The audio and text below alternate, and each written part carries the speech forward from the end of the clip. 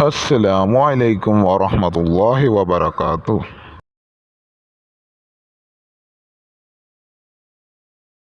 सवाल नंबर 1, चलिए बताइए हमारे जिस्म का कौन सा हिस्सा है जो अपना नाम खुद रखता है।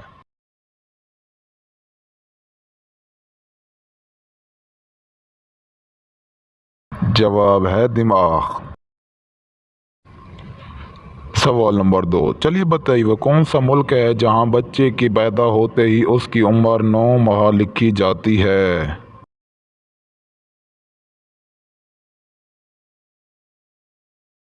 जवाब है जापान में। सवाल नंबर 3, वो कौन सी चीज़ है जो पैदल चलते चलते कभी नहीं थकती।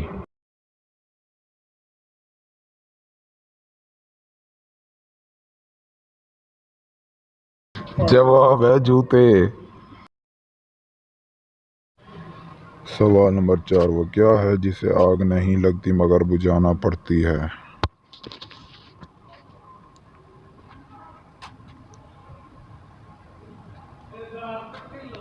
जवाब है प्यास।